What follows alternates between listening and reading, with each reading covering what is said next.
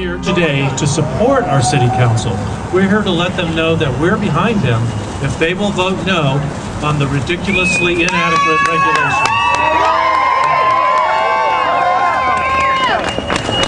We're here to support them. We're here to support them in standing up for clean, safe air and water for our kids. Now, we've discovered that the state has not been looking out for us. The regulators are not regulating, they are promoting.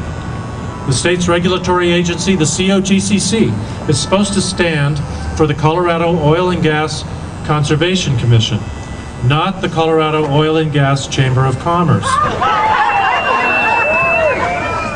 But that is part of their mission, is to be the Oil and Gas Chamber of Commerce. That's why we need to protect ourselves here in Colorado Springs. Now our governor, let's talk about him. Oh, wait a minute. Let me rephrase that, because he's not acting like our governor. He's acting like the oil and gas industry's governor. He has threatened to sue cities that stand up for their right to protect the citizens and their precious resources. But the good news is that there are cities out there, like Longmont and Fort Collins, that have decided to stand up for their rights.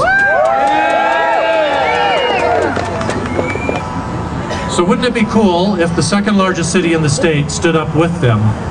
Wouldn't that be cool? Yeah. Okay, and that's what we're here to do today, is to encourage our city council to join with them. Did you know our sound system is being powered by the sun? It's hard to believe, but it is a solar system. This system was donated by a very cool local citizen. Her name is Christine Faith. She's an urban farmer. She blogs at righttothrive.org. Nobody in Parachute or Battle of Mesa drank the water, and it was attributed to fracking. The number of anecdotal stories from students and parents and other faculty members about livestock that would die drinking from a water source that they had drank from for years had recently been fracked, and 6 months later the livestock is dead, or the family pets are dead, or in some rare cases neighbors died. The number of neurological conditions that I saw among students is probably 10 times what I've ever seen in any other district that I have taught in. Nosebleeds, leukemia, migraines, phantom illnesses that couldn't be diagnosed, huge numbers of students. I would put the number at between 20 and 25% of the student body, which is exorbitantly high.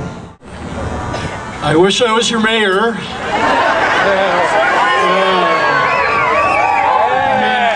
Look at the hat, you know? I mean, you can't get a mayor with a hat like that in most places.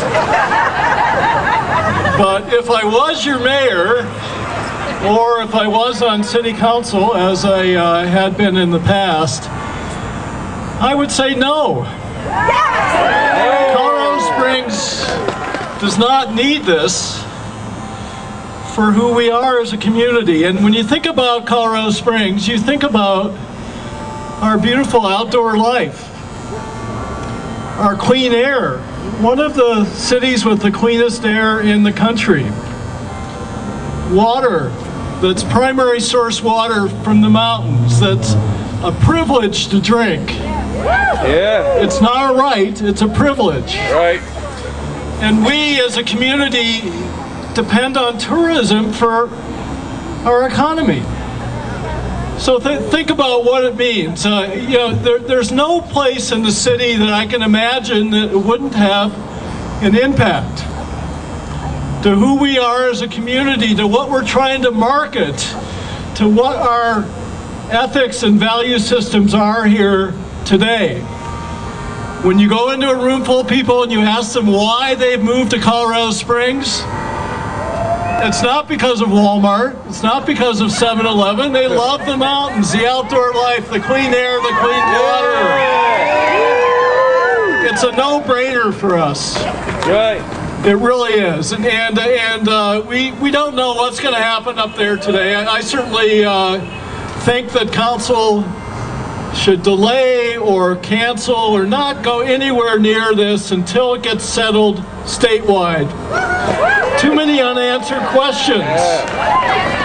Right. If we wanted to ban fracking, there was a poll done last week that said the majority of people in Colorado Springs would support it. Yeah. That's the will of the people right now. Right. Without education, without a campaign. When you think about Longmont, just as conservative as Colorado Springs, they banned it 60 to 40%. Yeah.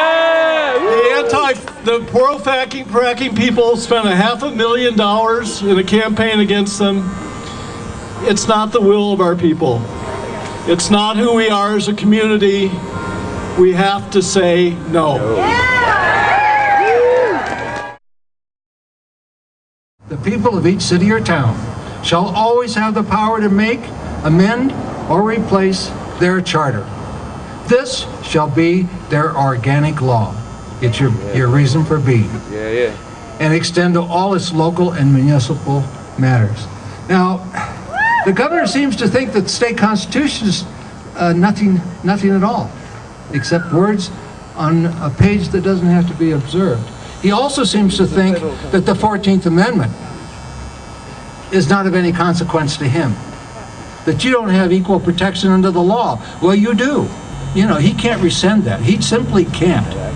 One of the things you have to realize about fracking, the horizontal fracking that the industry wants to practice throughout the state, is it's brand new. And there are just very few wells in the state that are actually horizontally fracked. But when they do frack, they need 5 million gallons of water per well. And oftentimes, they'll put 8 wells on one pad. A pad will start out with 20 acres and maybe be compacted to 10 acres. And they do that on one section of land. So they use 40 million gallons of water on one section of land, and they destroy all that water. That's enough water for the uses of 2,400 people for a year. It's 8,000 truckloads in and out to deliver that water, and that doesn't talk about the chemicals. So how big do you think this is statewide? Well, nobody knows because the state isn't watching. This is really the oil and gas industry state, make no doubt, the way it's being regulated. But we think that the oil and gas industry already owns 20% of this state. 20% of it. That's 20,000 square miles. That's a landmass larger than 9 states in this country. It rivals the size of West Virginia. Yet we don't have one study as to what that means to our future, our water supply, our air, our health, our social well-being. Not one, and not even one is planned. This stuff has to stop until we have a better understanding of what's going on. I just wrote an article, Wes helped me, and we tried to, calculate what the overall water supply or water demand would be. And we think in a few years, maybe 7 or 8 years, that the annual water requirements of the oil and gas industry state would be over 40,000 acre feet a year. Now that's because they use it all, because they destroy it, because it can't be used for anything else. That's enough water for the domestic needs of 800,000 people. In case you haven't noticed, folks, all of our rivers are over-appropriated. We don't have any water for the oil and gas industry. Now they can buy it, they can take it, because apparently the governor is not going to require them to go into court to get an appropriated right. We need to stop that. This is a big, big battle, and it's going to take all of us to do it. But let me tell you something. If you think you're too small, just think of yourself as a mosquito.